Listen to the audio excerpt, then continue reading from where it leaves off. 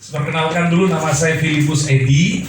Ya, 27 tahun saya menjadi worship leader, saudara. Dan 13 tahun ini menjadi gembala, saudara. Jadi cukup lama, jadi hampir 27 sampai 30 tahun saya melayani Tuhan.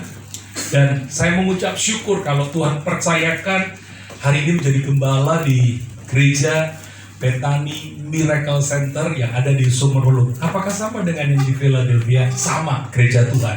Tapi kita nggak ada hubungan sama sekali, hanya nama saja yang sama dengan yang di Philadelphia. Baik, terima kasih buat Bapak Gembala Bethany Hope Magelang, ya, puji Tuhan. Bukan Doom ya, Hope, ya, puji Tuhan. Ya, hari ini saya mengucap syukur dikasih kesempatan untuk sharing kepada semua keluarga Bethany Hope dimanapun berada dan juga yang mengikuti Zoom live pada hari ini. Kita tadi siang sudah meletakkan batu pertama pembangunan rumah Tuhan atau bukit doa Hebron, saudara ya. Saya nggak ngerti, saudara, ini sudah 2 bukit doa loh yang kita letakkan batu pertama. Yang pertama saya punya bukit doa sendiri, saudara. Lalu 2 tahun lalu Tuhan suruh saya untuk pergi ke Krayan, saudara ya. Di sana ada tanah 24 hektar, tapi di hutan belantara, saudara ya. Lalu yang punya berkata begini, Pak Gembala, kira-kira dibuat apa? Saya langsung bilang begini, buat aja bukit doa Karmel menjadi pusat one stop spirit. Jadi orang datang di sana, mereka bukan cuma dapatkan rumah doa, bukit doa, tempat wisata, tetapi mereka benar-benar bertemu dengan Tuhan. Pemiliknya adalah pendeta Max dari Krayan, saudara ya. Dan akhirnya tanpa basa-basi saya langsung diajak ke gunung itu dan langsung saya doakan, saudara. Tahun depannya saya datang lagi ke Krayan, saudara. Apa yang terjadi? Tempat itu sudah 50% jadi, saudara. Bahkan belum jadi, masih dibikin rumah-rumah panggung, saudara, rumah-rumah kayu, karena saya kasih ide. Ini di hutan, jadi jangan bangun dengan bangunan batu, tetapi buat yang model gunung-gunung. Saya kasih, karena di sana internet jarang, saya simpen banyak foto-foto rumah kayu, saudara. Wow, dia senang, saudara. Akhirnya dibuatlah, saudara. Hallnya itu dari kayu ke kayu, itu bisa muat 50 orang, saudara. Rumah kayu di atas pohon, saudara ya. Dan kami ke sana, di sana lagi dibangun sebuah kolam renang untuk anak-anak supaya nanti orang tuanya doa, anak-anaknya renang. Cuma untuk kecek, saudara ya. Dan itu sudah jadi, dan itu airnya tetesan dari gunung, bukan dari mata air, Pak. Tetesan dari gunung. Dan puji Tuhan, sebenarnya tahun ini kita harus balik lagi ke sana, saudara, karena untuk meresmikan, karena diundang hamba-hamba Tuhan dari seluruh Kalimantan dan Malaysia, saudara. Tetapi karena pandemi ini, makanya Tuhan suruh saya untuk meletakkan batu di Hebron dulu ya. Kasih tepuk tangan dulu. Saya percaya Hebron ini akan menjadi rumah doa bagi segala bangsa. Karena pada waktu saya ada di sana, saya menyaksikan sendiri, bukan cuman kita yang orang-orang percaya yang datang ke sana, tetapi maaf, yang mereka penyembah-penyembah berhala itu berduyun-duyun datang turun ke tempat di mana tadi kita meletakkan batu. Dan saya percaya dan sangat yakin dengan apa yang saya lihat, karena tidak mungkin Tuhan itu berkata salah. Dan percayalah, makanya begitu saya mendengar kata Hebron, tepat dengan apa yang saya lihat. Oke, baik. Supaya tidak mengurangi waktu, karena saya biasa khotbah 3 jam, saya bertanya dulu, apakah saudara siap mendengar firman 3 jam? Nah, ketawa semua. Oke, baik, saya kurangi 30 menit saja jadinya ya. Oke, baik. Baik, saya akan memberikan sebuah sharing, judulnya adalah Goodness of God. Ya, kebaikan Tuhan. Kenapa saya menyampaikan ini? Karena ini yang Tuhan taruh hari-hari ini dalam hidup saya untuk mengajar di akhir tahun tentang goodness of God. Ada banyak orang, khususnya orang-orang percaya yang saya temui, sudah mulai ragu apakah Tuhan itu baik. Karena kita tahu pandemi ini benar-benar melatih kita. Saya ulang, pandemi ini bukan mencobai kita, ya. Saya nggak begitu percaya dengan kata pencobaan, saudara. Ini melatih kita. Itu sebabnya perhatikan dalam kitab Yakobus pasal yang pertama, ayat yang kedua sampai dengan ayat yang keempat, bahwa apabila engkau masuk ke dalam sebuah pergumulan, anggaplah itu sebagai sebuah kebahagiaan, karena ujung daripada Pergumulan itu adalah untuk menjadikanmu teleios, dewasa, matang, sehingga engkau tidak kekurangan suatu apapun. Itu sebabnya di akhir daripada seri pengajaran saya yang lalu, maka masuk bulan Desember ini saya harus mengajar tentang goodness of God. Seperti yang saya katakan tadi, ada banyak orang mulai meragukan apakah Tuhan itu benar-benar baik. Kalau saya tanya kepada saudara, kepada yang pakai hem putih ya sama dengan saya ya, saya mau nanya, menurut kamu Tuhan itu baik nggak? Baik. Oke, baik. Oke. Sekarang yang baju kaos hitam di belakang ibu ya, pakai kacamata sama dengan kacamata saya ini kayaknya ya. Saya mau nanya bu ya, menurut ibu Tuhan itu baik nggak? Wah, cepat sekali jawabannya saudara ya. Oke, baik. Saya mau nanya ibu yang pakai baju hem coklat yang di belakang sendiri ya. Jangan latah loh bu ya. Ngomong nggak baik juga nggak apa-apa kok, nggak ada hukuman ya. Saya nanya, menurut ibu Tuhan itu baik nggak? Sangat baik. Wah, luar biasa. Kasih tepuk tangan dulu ya. Nah, saudara, kenapa saya secara acak? Karena ini adalah bagian daripada survei yang sudah saya lihat, saudara. Saya setiap kali bertanya, saya ini suka iseng, suka kepo mengetahui tentang karakter iman masing-masing orang. Jadi saya itu kalau ketemu orang, hati-hati. Saya itu suka bertanya-tanya, dan itu sebenarnya itu pertanyaan untuk survei yang sedang saya buat dan saya kumpulin. Ternyata saudara, dari survei yang saya buat, setiap kali saya ketemu dengan teman, sahabat, hamba Tuhan, jemaat, siapapun, entah dia seiman atau tidak seiman, lebih-lebih yang seiman, ketika saya bertanya, menurut kamu Tuhan itu baik nggak? 47% termasuk juga saudara, saya lihat hari ini menjawab dengan cepat. Nggak tahu apakah itu latah atau refleks, saya juga nggak tahu ya. Langsung jawabnya, yes, Tuhan itu baik. Tetapi sebagian lagi saya tanya, menurut kamu Tuhan itu baik nggak? Ada yang mulai begini, matanya lihat ke atas, lalu seperti ini. Jadi ada sepersekian detik untuk memberikan jawaban Tuhan itu baik. Lalu ada lagi yang saya tanya sampai saya itu bertanya 3 kali, saya pikir dia nggak dengar, saudara.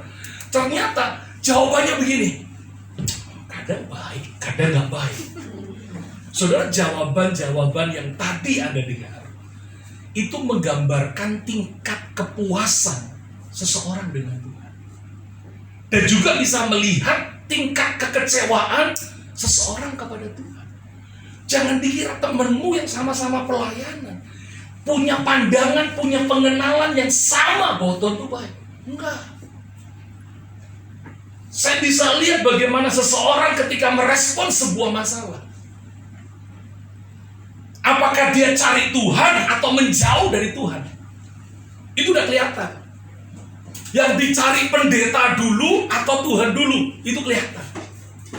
Itu sebabnya saudara, mari sama-sama kita ini harus memiliki pengenalan yang benar dan tepat tentang Tuhan kita. Saya ulang, kita harus memiliki pengenalan yang tepat dan benar tentang Tuhan. Untuk apa kita punya pengenalan yang tepat dan benar tentang Tuhan kita? Supaya engkau bisa meletakkan Tuhan dengan tepat dan benar di dalam kehidupan kita. Ini penting. Ada banyak orang yang sudah melayani, sudah lama jadi orang Kristen. Bahkan dikatakan Filipus, sebelum kamu lahir saya sudah Kristen. Tapi saya melihat bagaimana dia beribadah, bagaimana dia ke gereja, bagaimana dia memuji Tuhan, bagaimana dia melayani. Saya tahu orang ini gak kenal Tuhan. Seandainya dia kenal Tuhan, saya yakin hari ini caranya dia beribadah, caranya dia melayani tentulah berbeda. Paham saudara?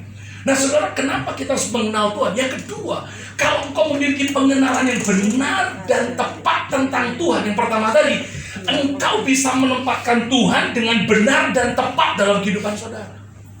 Saya kasih contohnya. Misalnya begini, saya ada di sebuah kantor, yang kebetulan saya konsultan di 45 perusahaan, saudara. Nah saya duduk nih, kemudian saudara lagi mau ngelamar pekerjaan. Filipus suka banyak teman-teman itu, terus ada lowongan nggak? Wadah, ada, lu datang aja, ya toh. Datang ketemu, kalau pas waktu saya visitasi ke perusahaan, Dia teman saya itu datang, saudara, ketemu dengan saya di ruang tunggu, saudara. Saya ngobrol, saudara. Saya sengaja tidak memberitahu yang mana direkturnya, saudara ya.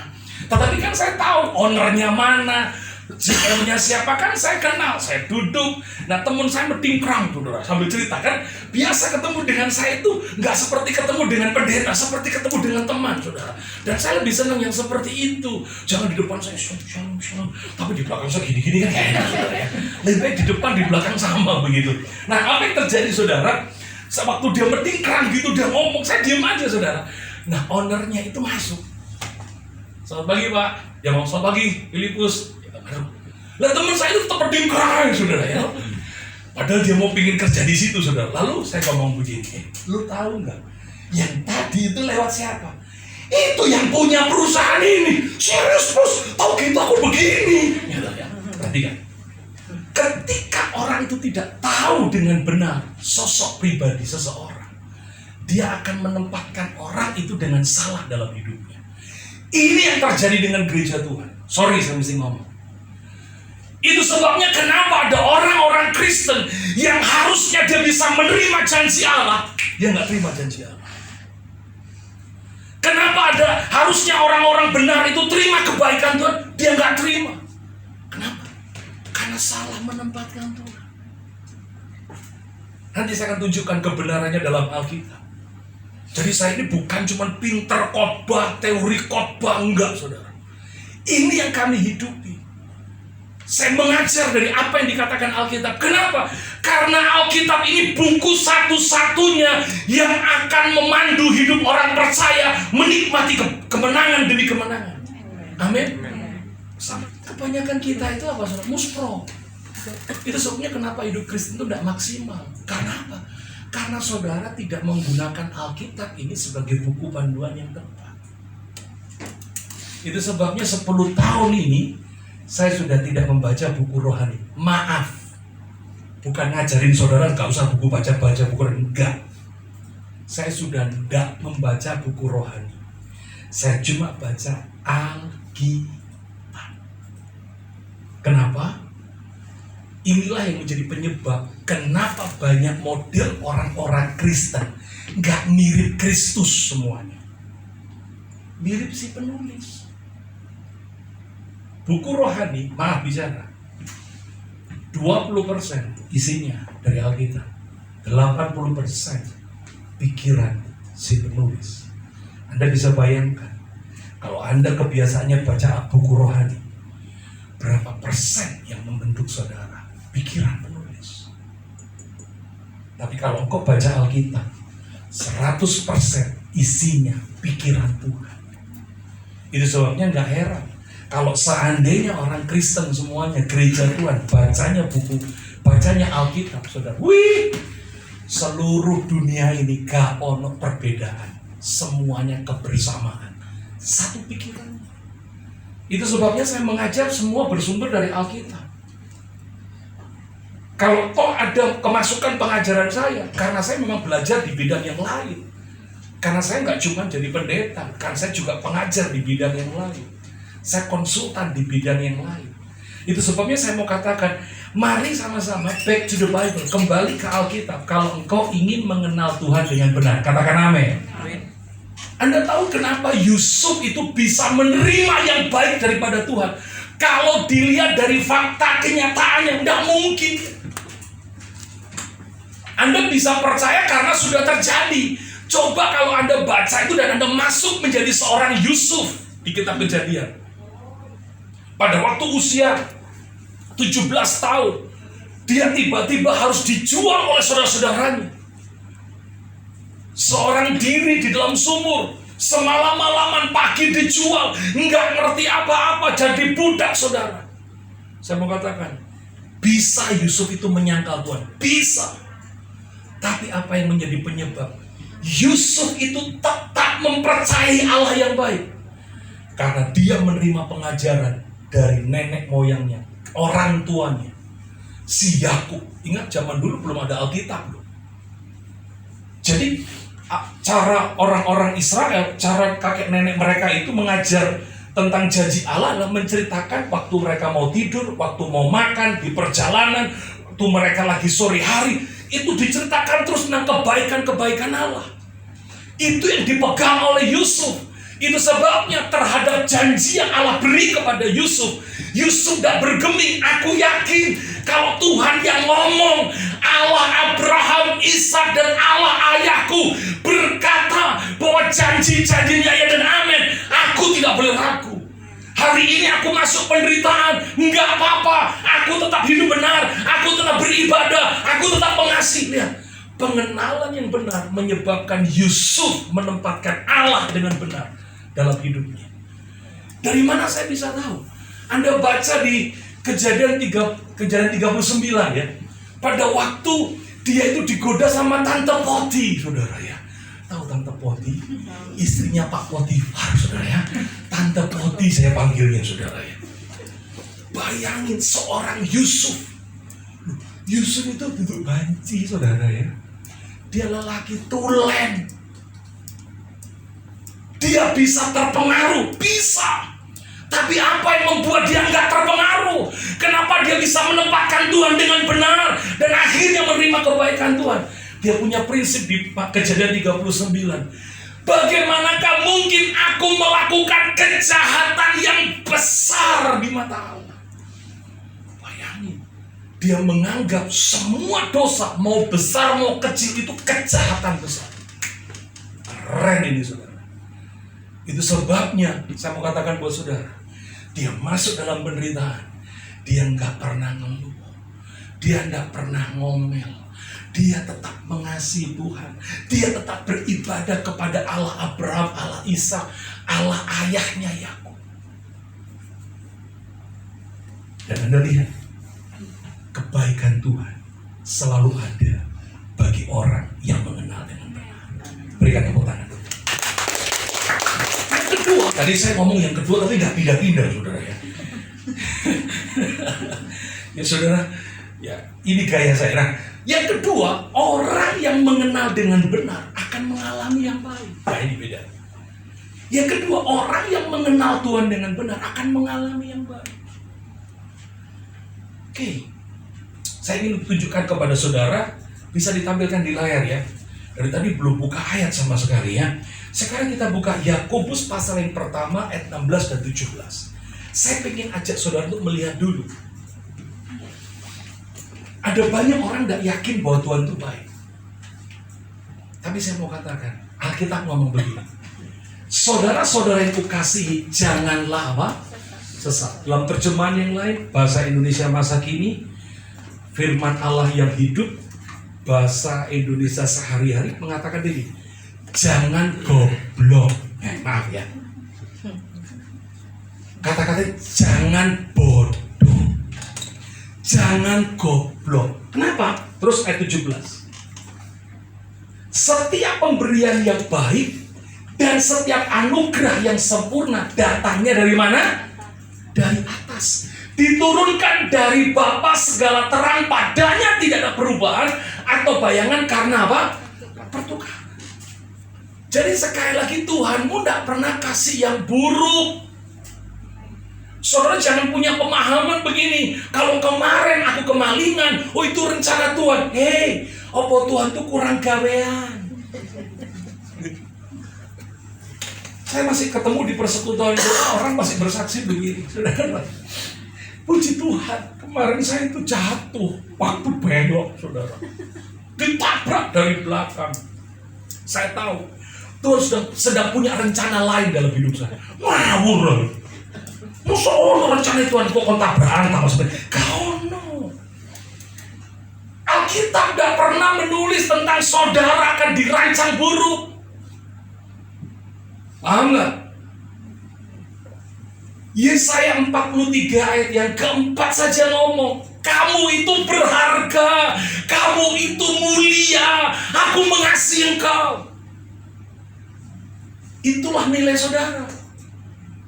Jadi nilaimu yang telah ditebus, engkau yang telah ditebus, engkau yang percaya kepada Yesus, gak peduli siapa engkau dulu, gak penting. Kalau hari ini kau percaya Yesus Tuhan, engkau lahir baru, nilai hidupmu di mata Tuhan berharga, mulia, dikasihi Tuhan.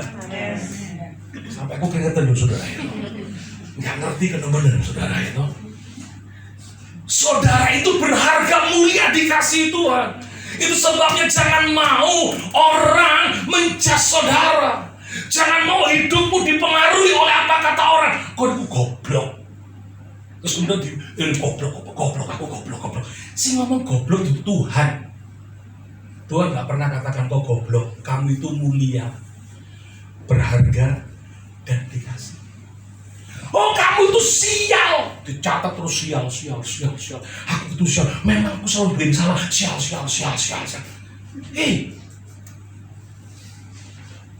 Belajar yang benar dari Alkitab dong.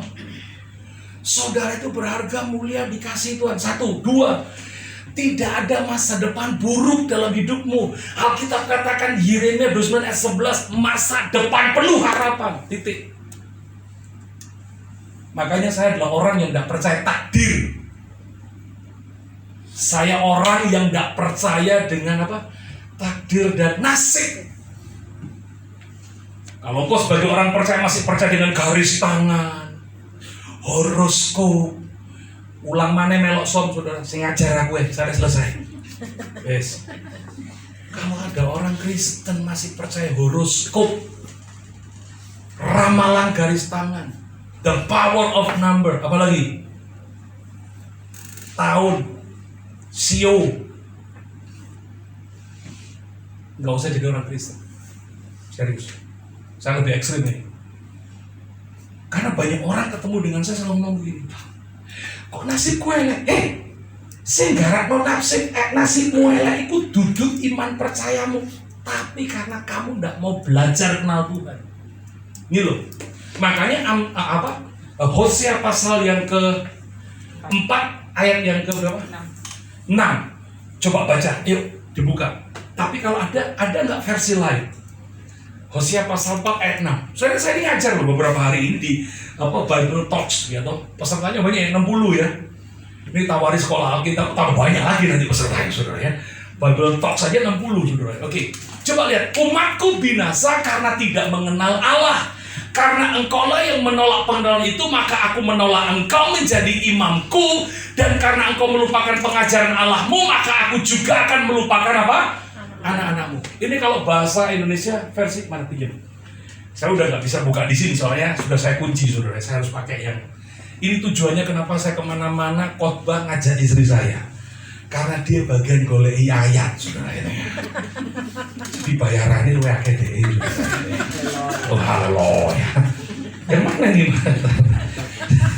Sabar ini kayak saya khotbah begini saudara ya. Coba kita baca. Ada nggak versi di situ? Ini versi Alkitab yang hidup ada FAYH. Ada nggak di situ? Di komputernya ada nggak FAYH? Coba Kak. Saya bacakan ya dari versi Alkitab yang hidup. Firman Allah yang hidup FAYH. Jadi kalau ada punya Alkitab elektronik, download beberapa Alkitab yang lain seperti BIMK, NET, New King James Version. Saya itu sampai 14 terjemahan loh saudara. Oke, FAYH. Umatku dihancurkan karena tidak mengenal aku, dan itu semua adalah kesalahanmu. Hai para imam, karena kamu sendiri pun tidak mau mengenal aku. Karena itu aku tidak mau mengakui kamu sebagai imamku. Perhatikan ini. Aku akan lupa. Nah, ini ada kata lupa loh, ada tanda petiknya. Aku akan lupa memberkati anak-anakmu karena kamu telah melupakan hukum-hukumku. Paham ya? Lebih tegas loh ini saudara. Jadi kalau kita nggak menerima kebaikan, itu bukan karena Tuhan nggak baik, karena saudara tidak mau mengenal Tuhan dengan benar. Itu sebabnya setelah jadi orang percaya, Tuhan tuh selalu mengatakan begini loh, jangan kamu jadi serupa dengan dunia ini, berubahlah oleh pembaharuan budimu. Mind, pikiran kita harus berubah. Untuk apa pikiran kita berubah? Berubah menjadi sama seperti apa yang dipikirkan Tuhan. Makanya Alkitab itu ditulis sebagai buku panduan bagi orang percaya, supaya hidup orang percaya menjadi maksimal. Amin. Anda tahu kenapa Yosua itu dalam Yosua 1 ayat yang ke-8. Sorry, ini sudah masuk 4 level pengajaran saya. Ini sudah nah, ini udah numpuk-numpuk ya. Ini sudah grup 1, grup 2, grup 3, grup 4 Saudara ya. Saya ngajari udah lompat-lompat Saudara. Ini kan ada serinya. Ini udah seri 4 loh Saudara. Ini sudah pindah ke seri 4. Nanti balik lagi ke seri 1 supaya Saudara terima semua 4 seri yang saya ajarkan tentang goodness of God. Nah, dalam Yosua 1 ayat yang ke-8, perhatikan baik-baik. Kenapa sih Yosua pada waktu menggantikan Musa, Yosua ini disuruh Tuhan untuk merenungkan kembali firman Tuhan? Coba tampilkan Yosua 1 ayat yang ke-8. Siapa Yosua? Kalau Anda kenal Yosua 40 tahun sebelum dia menggantikan Musa, usianya masih 17 tahun, bersama-sama dengan Kaleb yang waktu itu 45 tahun umurnya, Saudara. Dia menjadi salah satu pengintai, salah satu dari 12 pengintai bangsa Israel. Kalau Anda baca kehidupan rohani Yosua itu keren, Saudara. Cara pandangnya, dia lihat bagaimana suku bangsa Enak yang menguasai Hebron itu. Oh, pasti bisa dikalahkan dengan Allahku. Imannya luar biasa. Tapi dengar, 40 tahun kemudian, karena Yosua tidak mau belajar mengenal Allah dengan benar, dia memiliki prasangka yang buruk dengan Tuhan. Pada waktu dipilih menggantikan Musa, apa yang terjadi dalam Yosua pasal 1? Sampai Tuhan tuh ngomong 3 kali loh. Ini benar-benar Saudara. Kalau ada orang mengingatkan kita 3 kali hal yang sama, berarti orang itu melihat kita ini belum bisa dipercaya. Bok takut. Tahu ya bok takut Saudara ya. Ini bahasa Pasaratum, bahasa persinan Surabaya Saudara ya. Bok takut. Bok takut. Aku menyertai kamu. Aku memilih kamu. Bok khawatir. Aku lo ada terus bersamamu. Sampai 3 kali. Ini seorang Allah ngomong sama seorang Yosua ping telu. Tuhan tuh kan maha tahu. Mungkin Yosua, ya aku mau gantikan. Tapi kan ketok ngomongnya mau ini kan gak percaya. Sampai ping telu lho. Wis ngene Yos, ngene. Sadurunge kon mimpin, sebelum kamu memimpin Musa, wis ngene. Menggantikan Musa, wacaen tulisanku sing tak kirim ning Musa yo. Jadi ada 5 kitab Taurat. Kitab Musa itu 5 kitab Taurat, Saudara ya. Kejadian, Keluaran, Imamat, Bilangan, Ulangan. Apa bunyinya? Janganlah engkau lupa memperkatakan kitab Taurat ini. Jadi zaman itu cuma ada 5 kitab. Masih enak. Iki nek diwaca sak bulan, wah cepet entek iki setahun hari. Ada 66 kitab kok saiki melet-melet Saudara ya toh. Coba Yosua urip zaman saiki, janganlah engkau lupa baca Alkitab. Suwe Tuhan akeh. Tapi cuma 5 kitab, wah beres dibaca siang malam. Perhatikan baik-baik kalimat ini, perhatikan. Tetapi renungkan itu siang dan malam, supaya engkau bertindak apa? Apa sih artinya bertindak hati-hati? Ngerti sing dikarepno Tuhan. Paham Saudara? Makanya jadi Kristen jangan sekedar percaya. Jadi Kristen jangan sekedar beribadah. Jadi Kristen jangan sekedar melayani, gemes aku.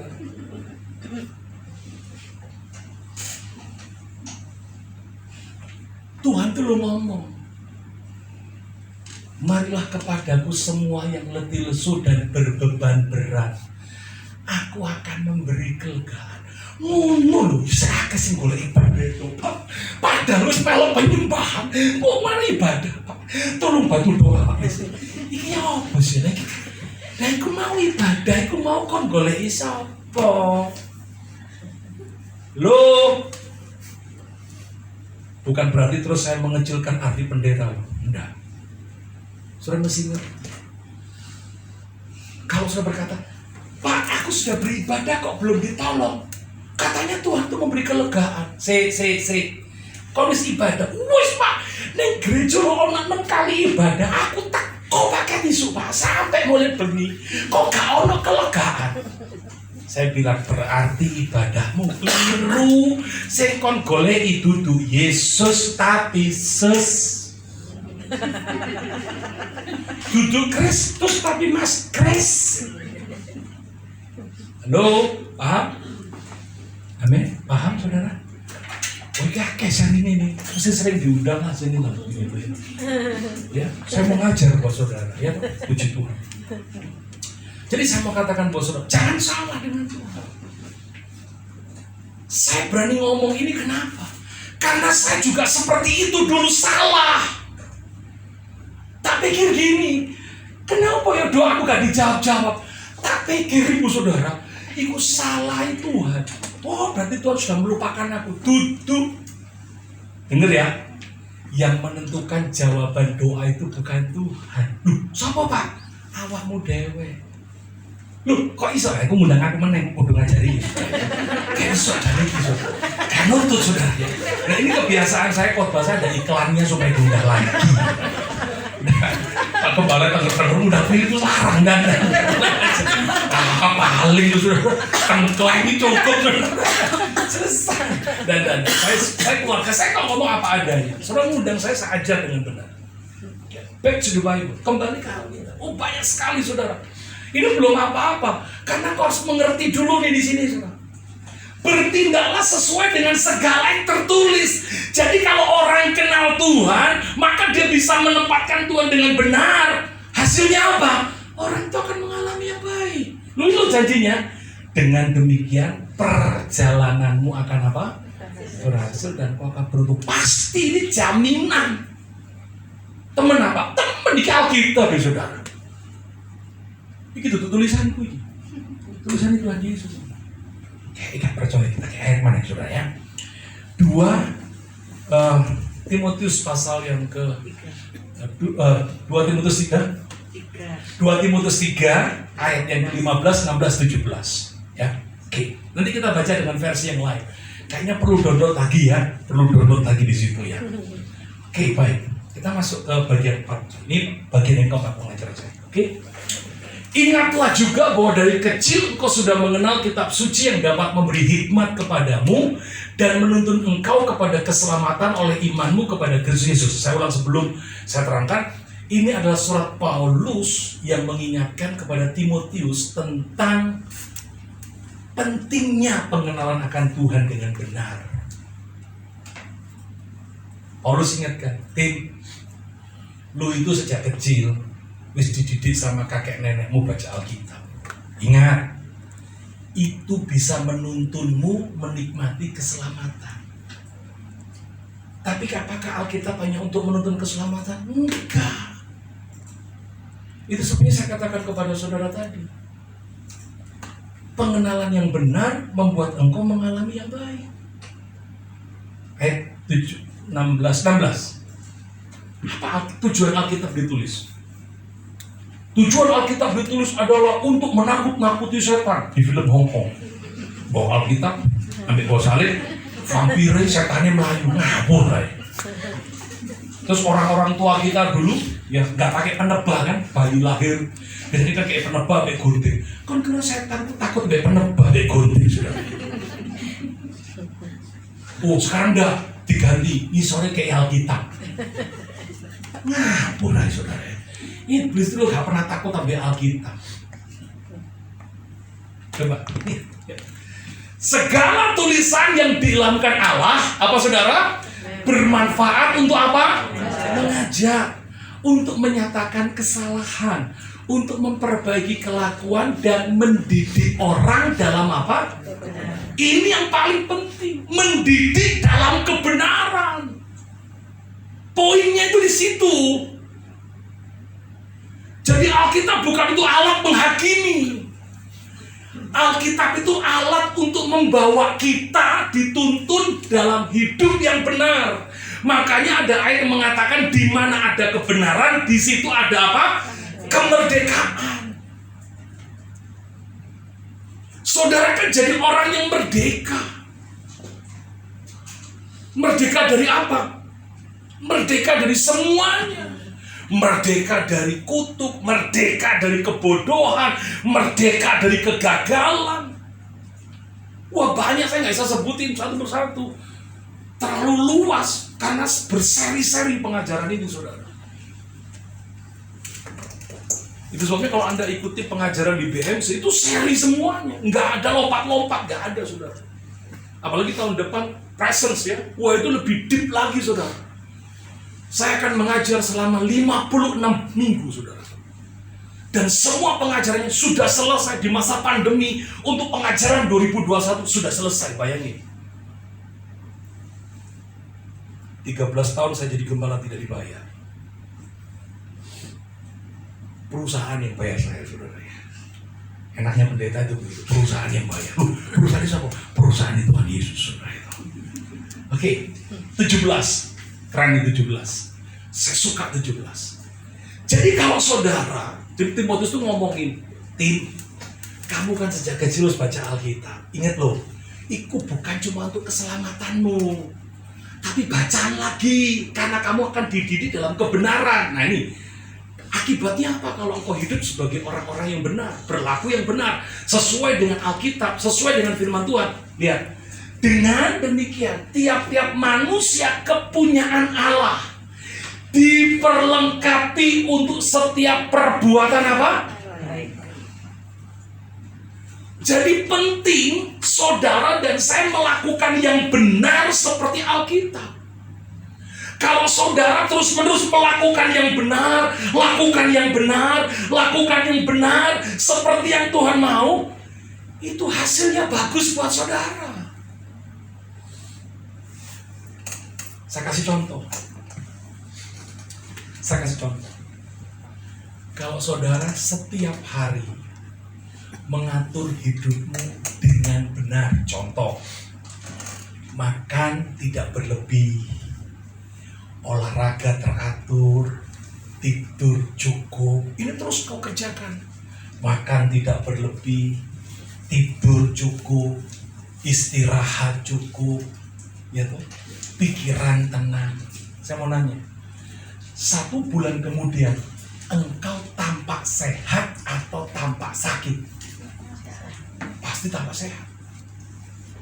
Tapi kalau saudara sudah tahu ojo makan berlebih, bendino makan berlebih, turune kurang begadang, ngopi 5 gelas, pecicilan sampai jam 3, kok tangi jam 7, ya toh. Saya mau nanya, sebulan kemudian badanmu tampak baik atau tampak buruk? Kawan ini ngomong kan? Kalau usah diomong, pasti tampak buruk, sudah. Jadi hal baik yang kau lakukan itu akan berdampak baik di masa yang akan datang. Itulah tujuannya kenapa saudara dan saya harus mengenal Tuhan dengan benar. Karena akan menolong dirimu untuk terus melakukan yang benar, yang hasilnya adalah engkau akan mengalami yang baik dari semua kebaikan Tuhan. Berikan tepuk tangan. Saya kembali ke bagian yang pertama dan saya akan tunjukkan kepada saudara. Orang yang mengenal Tuhan dengan benar dan tepat akan mengalami hal-hal baik dalam hidupnya. Demikian juga sebaliknya. Saya berikan contoh dulu. Kita buka yang pertama, saudara, yaitu Matius pasal yang ke-13 ayat 54 sampai 58. Cukup banyak ayat ini. Anda tahu kenapa di Nazaret Tuhan sedikit membuat mujizat? Karena pengenalan yang disambut dengan respon yang salah. Saya bukakan lagi. Matius 13 ayat 54 sampai 58. Setibanya di tempat asalnya, Yesus mengajar orang-orang di situ di rumah ibadat mereka. Maka takjublah mereka dan berkata, dari manakah diperolehnya hikmat itu dan kuasa itu untuk mengadakan mujizat-mujizat itu? Sampai di sini dulu. Anda tahu tentang Yesus, semua orang sudah takjub, saudara. Bahkan di tempat kelahirannya orang sudah mengenal, tahu Yesus itu. Apa yang diperbuat Yesus di mana-mana, saya percaya kok. Saudara pasti kalau seandainya Yesus datang di kota Magelang, saya yakin saudara akan berbondong-bondong untuk datang ke sana. Sama dengan yang terjadi ini. Tetapi sesaat sementara Yesus mengajar, orang tetap menjadi takjub dan kagum, saudara. Di belakang lagi rasan-rasan, saudara. Yang itu mempengaruhi kenapa mujizat tidak terjadi. Saya bacakan. Memang tidak dikatakan rasan-rasan di sini, enggak. Tapi kira lebih begitu, saudara, rasan-rasan ya. Lalu ayat 55, perhatikan. Bukankah ia ini anak tukang kayu? Bukankah ibunya bernama Maria? Dan saudara-saudaranya Yakobus, Yusuf, Simon, dan Yudas? Dan bukankah saudara-saudaranya perempuan semuanya ada bersama dengan kita? Jadi dari manakah diperoleh semuanya itu? Lalu mereka kecewa dan apa, saudara? Menolak. Perhatikan. Maka Yesus berkata kepada mereka, seorang nabi dihormati di mana-mana kecuali di tempat asalnya sendiri dan di rumahnya. Dan karena ketidakpercayaan mereka, tidak banyak mujizat diadakan di tempat itu. Saya mau katakan poinnya di sini. Menjadi tawar, menjadi apa? Kecewa dan menolak. Mungkin hari ini kau belum kecewa dan menolak, tapi hati-hati dengan pengajaran loh, saudara. Ada orang-orang yang hari-hari ini diajar itu, saya itu sorry, saudara ya. Saya kalau ini karena ini live ya, saya mesti hati-hati ngomong. Serius. Ada banyak pengajaran-pengajaran yang membuat orang tidak mempercayai Tuhan, tapi mempercayai orang yang mengajarnya. Makanya ada banyak orang kalau punya persoalan dia nggak cari Tuhan. Dia digoleki pendeta, sing digoleki pemimpin rohaninya, sing digoleki bapak rohaninya. Ada yang kayak begitu. Ini salah. Sebagai bapak rohani kita nggak boleh membuat orang itu mengandalkan kita. Kita ini tugasnya, saya ini sebagai hamba Tuhan, tugasnya menjelaskan tentang pribadi yang luar biasa namanya Yesus. Sampai kau percaya sama dia. Saya aja percaya sama dia. Jadi apa yang saya percaya saya tularkan, saya ajarkan. Supaya orang kalau punya pergumulan cari Tuhan. Tapi tanpa disengaja ada banyak orang-orang yang menjadi kecewa dan menolak Yesus. Karena apa? Karena pengajaran yang salah. Saya bukan anti nubuatan. Saya selalu menguji setiap nubuatan. Bahkan saya selalu katakan begini, kalau ada orang yang bernubuat untuk saudara, dengar, semua nubuatan akan digenapi selama orang yang dinubuatkan itu hidup seturut dengan firman. Tetapi kan anehnya begini, banyak orang sedang dinubuatkan yang baik, tetapi tidak mau hidup yang baik. Padahal hidupmu yang baik, yang benar seperti Alkitab, itu mempercepat janji Tuhan. Jadi nubuatan itulah janji Tuhan buat saudara. Apa yang mempercepat janji Tuhan? Saudara sendiri. Makin Anda mendekat dan mengerti apa yang Tuhan mau, makin cepat. Lihat di situ. Orang-orang yang mengenal Tuhan dengan salah akhirnya menolak dan kecewa. Itu sebabnya back to the Bible, kembali kepada Alkitab. Saya terus mengajarkan kepada jemaat, baca Alkitab. Dia sumber satu-satunya pertolongan. Amin. Saya akan tunjukkan yang lain. Salah menangkap, salah mengenal, hasilnya salah. Lukas 10 ayat 38 sampai 42. Ini kisah tentang Maria dan Marta, dan saya akan tunjukkan kepada saudara cara pandang dari sudut yang berbeda. Saya itu suka baca Alkitab, pendapat saya suka berbeda dengan orang karena sudut pandangnya saya ubah kadang-kadang. Coba kita lihat ini. Dikatakan begini, Lukas 10 38 42, kisah Maria dan Marta. Ketika Yesus dan murid-muridnya dalam perjalanan, tibalah ia di sebuah kampung. Seorang perempuan bernama Marta menerima dia di rumahnya. Perempuan itu mempunyai seorang saudara yang bernama Maria. Maria ini duduk dekat kaki Tuhan. Beberapa ayat mengatakan sejak Tuhan datang, Maria tahu. Maria itu duduk langsung ngelempo di sampingnya Tuhan Yesus. Lalu dikatakan apa? dan terus mendengarkan perkataannya, sedang Marta sibuk sekali melayani. Jangan salah loh, melayani bukan berarti salah loh. Nah, ia mendekati Yesus dan berkata, Tuhan, tidakkah engkau peduli dan saudaraku membiarkan aku melayani seorang diri? Suruhlah dia membantu aku. Tapi apa jawab Tuhan? Marta, Marta, engkau khawatir dan menyusahkan diri dengan banyak perkara. Tetapi hanya satu saja yang perlu. Maria telah memilih bagian yang terbaik yang tidak akan diambil daripadanya. Anda tahu kisah ini, saya percaya udah ada berulang-ulang, puluhan kali Anda baca. Selalu nyebutnya begini, Maria lo bagus, Marta jelek. Maria, Marta ini sama-sama bagus. Kenapa Marta sibuk sementara Maria memilih duduk?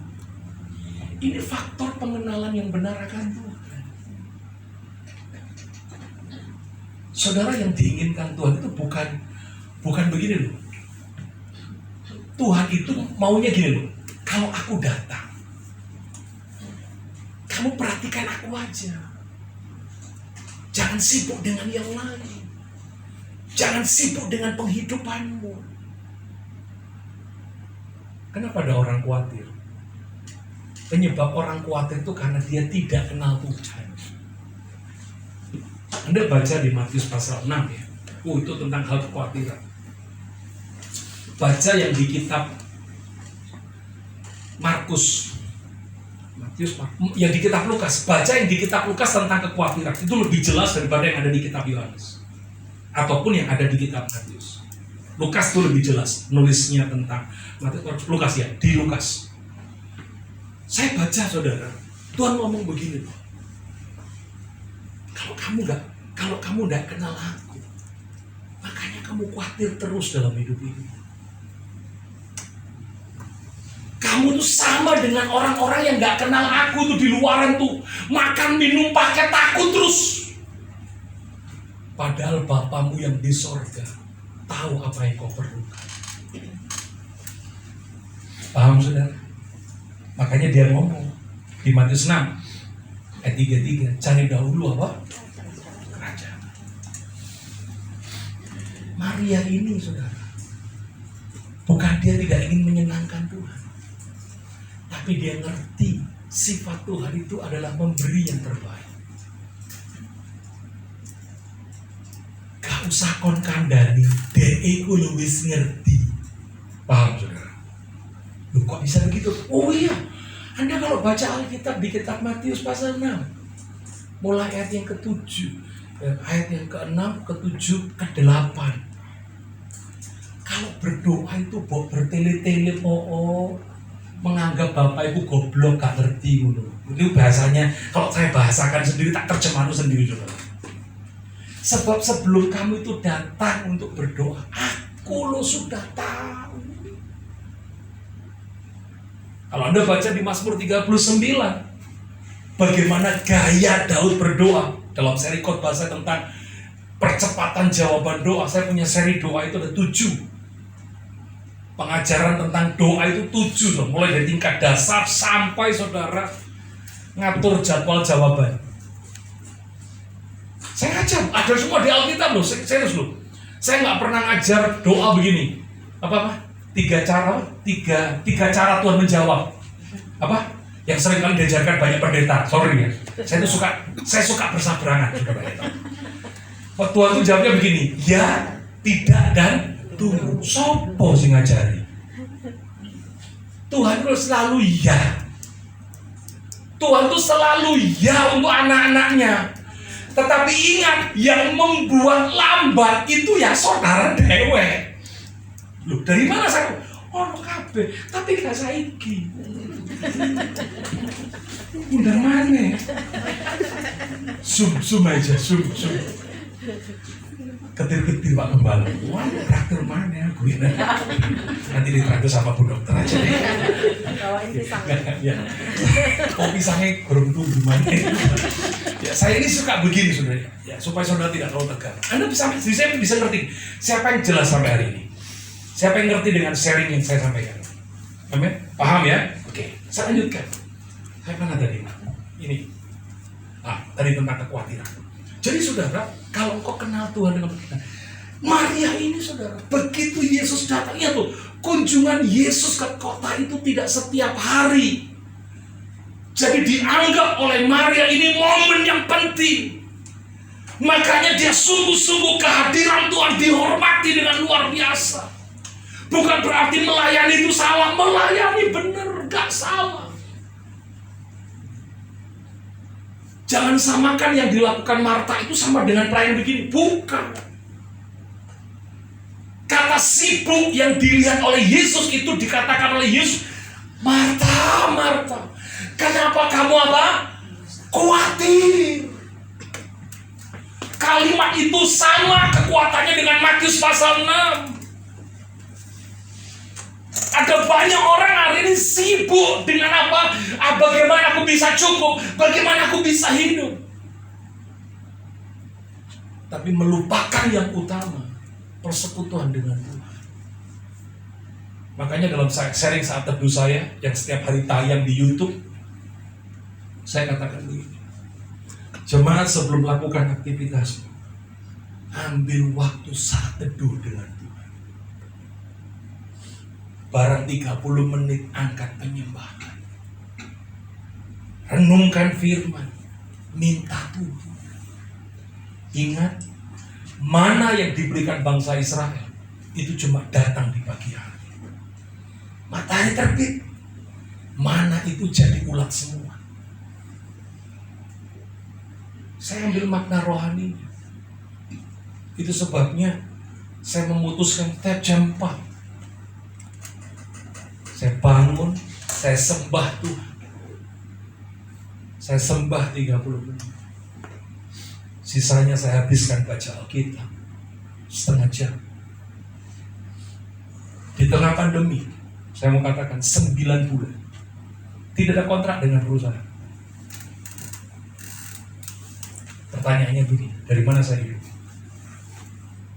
Uang tabungan? Bisa. Tapi dengar, selama pandemi, jujur nih, persembahan online yang masuk jauh dari harapan. Sementara kami punya 13 full time. Tidak ada satupun yang dikeluarkan. Mereka tetap masuk. Mereka tetap digaji. Gereja tetap menyala, operasional tetap jalan. Tuhan pelihara dengan cara ngajar. 9 bulan loh. Nggak main-main. Itu sebabnya kalau kami ada sampai hari ini, cuma satu kebanggaan saya. Tuhan di atas segalanya. Goodness of God. Kebaikannya aku rasakan. Amin. Nggak pernah takut. Nggak ada ketakutan. Besok makan apa, besok pengen dibayar apa. Nggak pernah takut, santai aja. Burung di udara kata Tuhan. Nggak pernah sekolah cocok tanam. Nggak punya sarang. Nggak punya tanah, gak bisa tuku tanah, peninggalan tanah, saudara itu. Tapi hidup. Bunga bakung di taman. Yang tumbuh begitu indah bunganya. Tuhan, semua yang ngatur aku. Kamu lebih dari mereka semua. Ini keren. Makanya kalau Anda ngerti itu, jadilah seperti Maria. Berikan waktu yang terbaik. Sembah Tuhan setiap hari. Amin. Lihat. Hari ini kau belum lihat. Minggu depan kau akan lihat. Minggu depan nggak lihat. Bulan depan pasti akan lihat. Karena itu yang terjadi dalam saya. Itu sebabnya saya selalu mengatakan Tuhan itu baik. Luar dalam baik. Mari kita lihat contoh-contoh sekarang yang benar. Kalau tadi contoh-contoh yang salah, pengenalan yang salah, akibatnya salah. Ya, saya akan selesai, tenang aja. Saya tadi janjikan 30 menit ya. Lebih-lebih dikit nggak apa-apa, saudara ya. Overtime itu nggak apa-apa, biasa saudara ya. Oke, kita lihat. Matius pasal yang ke-8, ayat 5 sampai dengan ayat 9. Ini kisah tentang seorang perwira yang di Kapernaum, di mana hambanya itu sedang sakit. Dikatakan begini, ketika Yesus masuk ke Kapernaum, datanglah seorang perwira mendapatkan dia dan memohon kepadanya. Ya, ini seorang perwira Kapernaum. Ya, tidak ditulis apakah dia seorang percaya.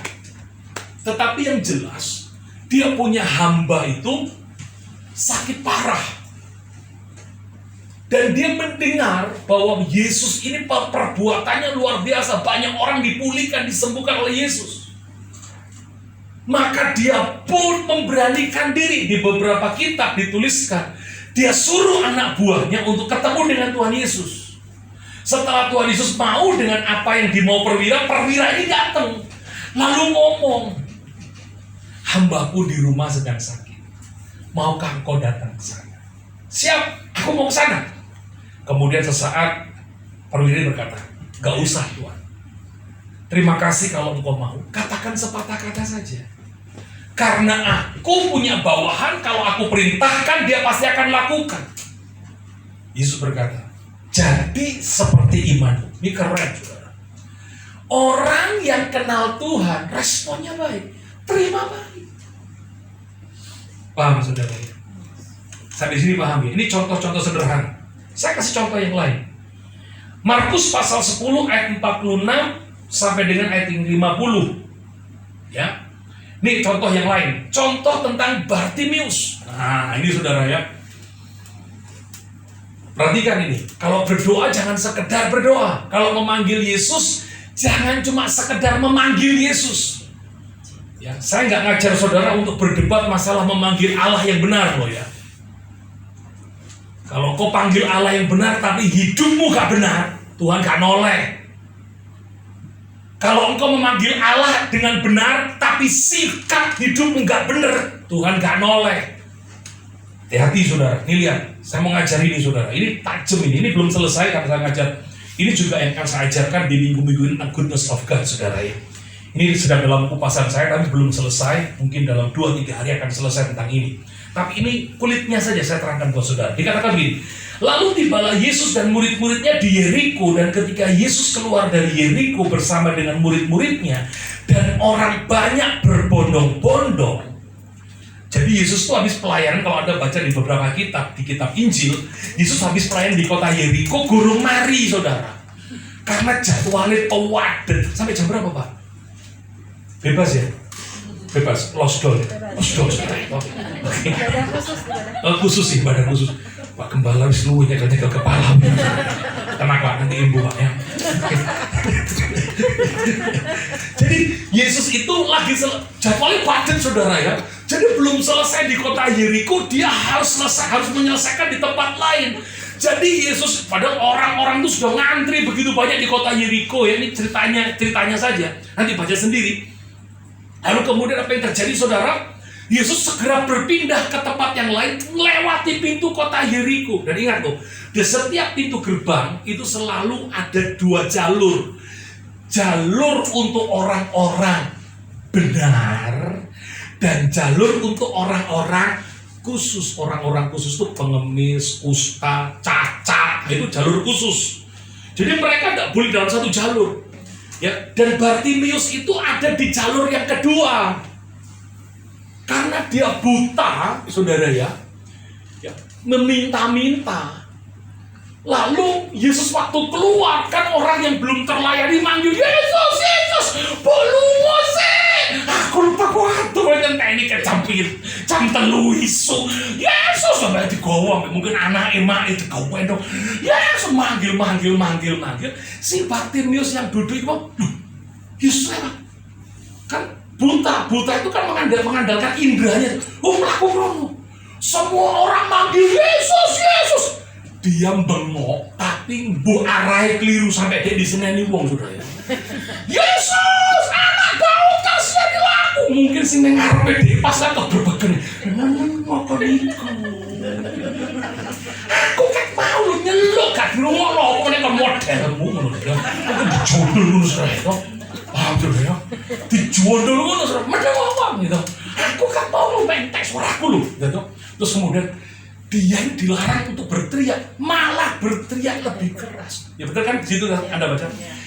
Yesus anak Daud kasihanilah aku. Yesus sebenarnya sudah mendengar kalimat tadi. Waktu kalimat yang kedua dipanggil Yesus berarti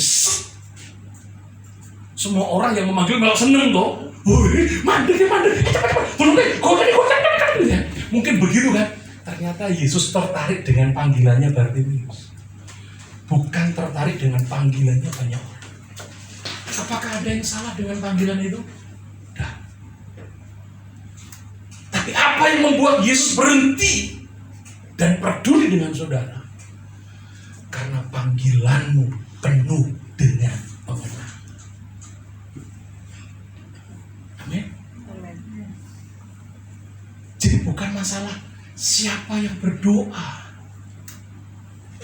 Saudara juga punya kuasa yang sama. Kalau saudara punya pengenalan.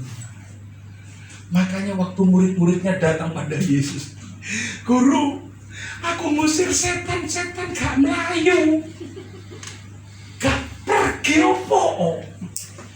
Yesus bilang, karena kamu kurang percaya.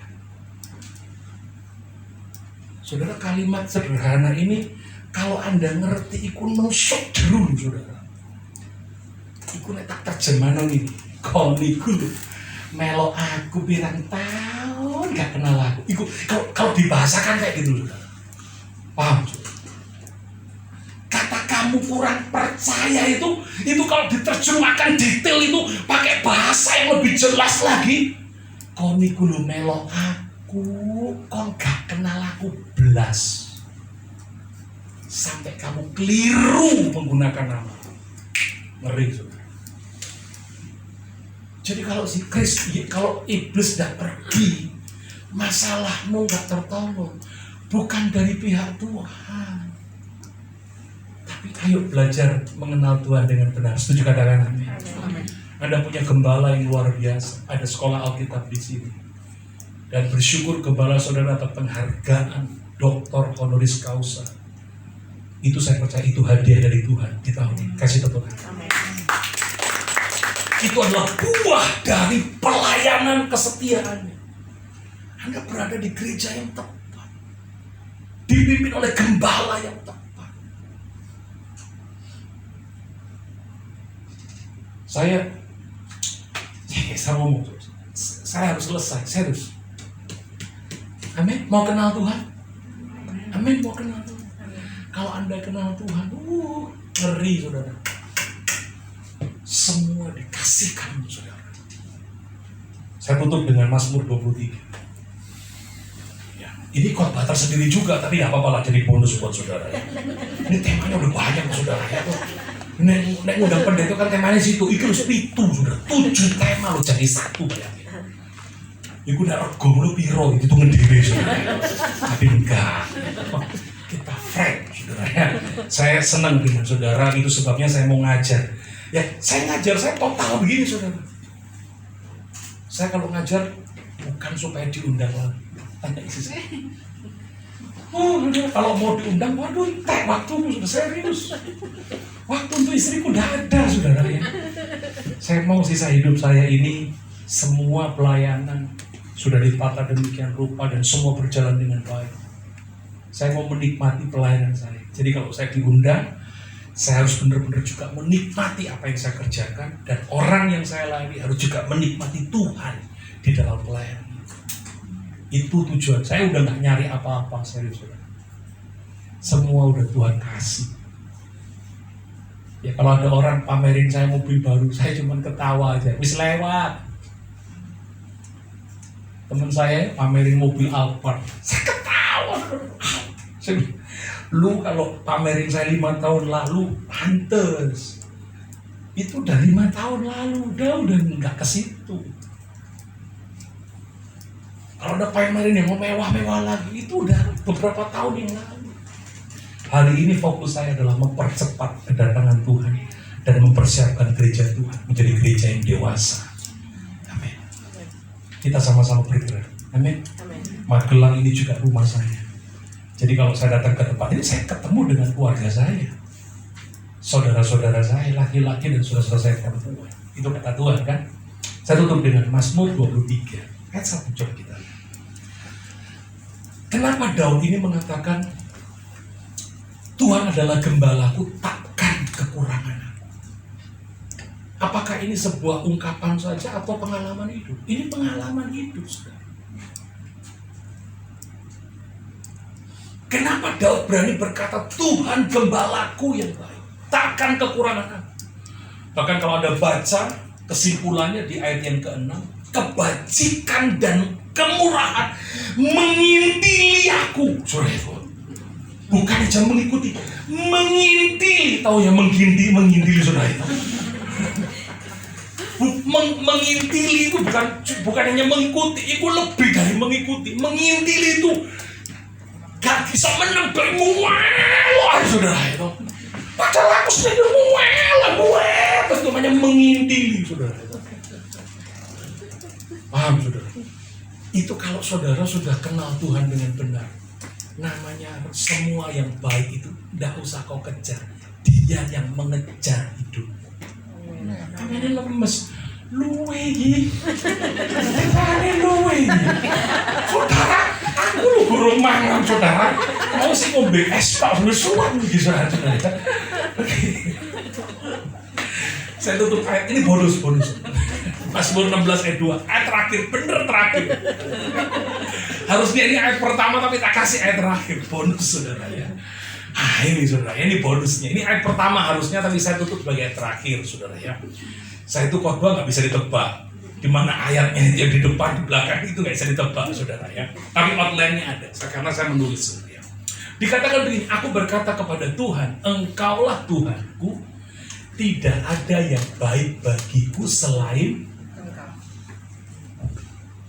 Kalau Anda bisa ngomong ini sama Tuhan, ini rahasianya. Kalau Anda bisa ngomong ini kepada Tuhan, hanya kepada Tuhan, semua dikasih. Masalahnya kita seringkali ngomong begini, ketika ada orang yang memberi, oh iya dia baik ya. Akhirnya apa? Harapan kita ke dia. Pengharapan kita ke dia. Loh, ini biasanya ini pendeta-pendeta nih. Biasanya pendeta. Biasanya. Saya nggak ngomong cuma biasanya pendeta. Kalau ada orang kaya, sukanya dipepes. Ini kalau ada pendeta-pendeta yang dengar, bertobat. Tanya sama istri saya, mau orang kaya kayak apapun, kalau dia mau ngasih aja. Saya nggak akan mepet. Saya nggak akan bernubuat yang baik-baik untuk dia. Enggak. Saya ngomong apa adanya kalau memang itu faktanya. Kebanyakan kita ini begini. Ketika ada seseorang yang memberikan sesuatu yang lebih baik, pengharapan kita langsung ke sana. Kita tidak bisa melihat bahwa itu semua karya Tuhan. Tidak bisa. Dan saya anggap itu sebuah manusiawi. Tetapi ubah hari ini. Sekalipun bisnismu itu bisa menghasilkan yang baik, sekalipun perusahaanmu bisa kasih yang baik, sekalipun ada orang yang bisa kasih yang baik dalam hidup saudara, dengar baik-baik. Saudara harus tetap mengakui tidak ada yang baik selain Tuhan. Amin. Ini pemahaman yang benar tuh di sini. Jadi kalau ada orang nggak baik sama saya nggak peduli, saya nggak sakit hati. Kalau tidak ada orang yang care dengan saya, nggak apa-apa. Kan yang terbaik cuma Tuhan. Engkau tidak akan kecewa. Kalau nggak ada orang yang mendukungmu, engkau tidak akan kecewa. Kenapa? Karena yang terbaik cuma Tuhan. Ini loh. Ini nilai ini kalau ada tuh pada saudara, engkau akan jadi orang yang happy, gak baperan. Kata istri saya, jangan jadi Kristen tuh yang apa namanya, lebay. Apa lebaynya? Gimana? Didik apa? Gimana? Kamu kalau lebay itu loh, dia khotbah. Jangan Kristen yang apa lebay lah, begitu ya. Nanti biar istri saya khotbah, karena dia khotbah lebay aja saudara. Saya waktu khotbah itu saya ketawa, saya keluar saudara. Karena dia kasih ilustrasi itu bener-bener buat apa ya? Buat orang nggak nyangka ke situ saudara. Jadi ya bener juga ya banyak orang yang lebay. kena masalah dikit lebay. Tuhan, di manakah engkau? Apa kamu gak peduli? Itu lebay, saudara. Tuhan ngomong, aku lebih gini terus. Kan udah sih umekai gitu. Paham ya? Kayaknya Anda lebih paham bahasa Jawa. Tapi kasihan yang dari Palembang nggak ngerti. Oh, pokoknya aku mau. Saya pernah dari Palembang tadi buka Google Translate. Oh, tadi pendeta ini kok paham. Orang Jawa itu. Orang Jawa. Baik, cukup ya, paham ya? Tidak, ayo sama-sama dibaca yuk. 2, 3. Aku berkata kepada Tuhan, Engkaulah Tuhanku, tidak ada yang baik bagiku selain Engkau. Kata aku dan ku diganti nama saudara. Latihan dulu.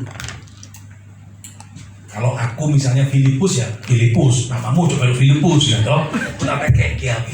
Yuk sama-sama ya, kata aku dan ku diganti nama saudara. Siap? 2, 3. Engkaulah Tuhan. Udah sing keliru.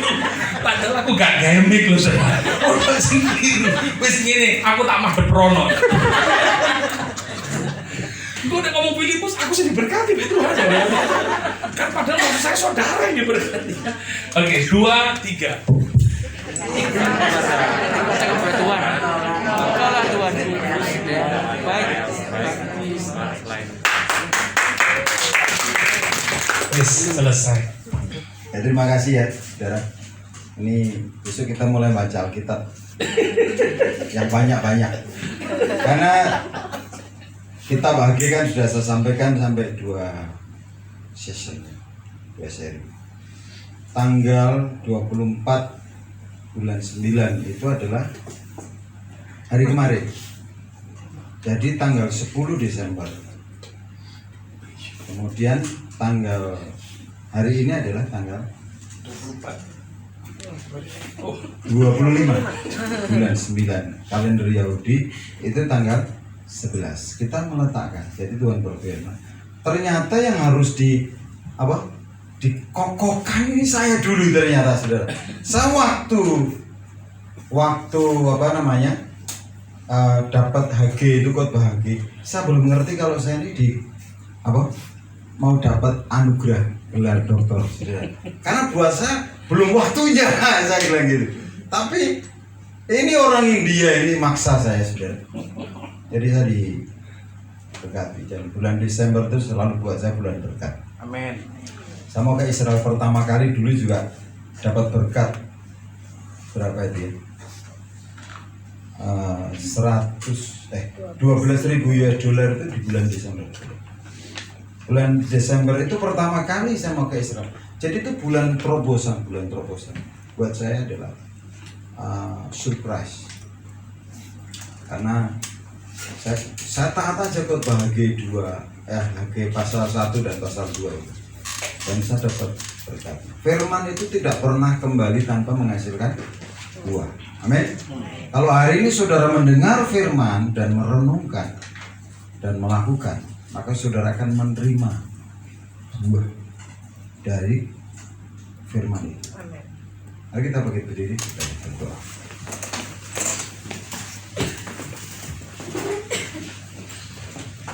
Terima kasih Pak Dokter Filipus.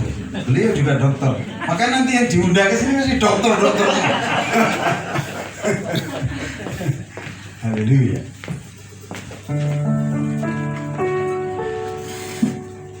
Ku mau cinta Yesus selamanya. Ku mau cinta Yesus selamanya.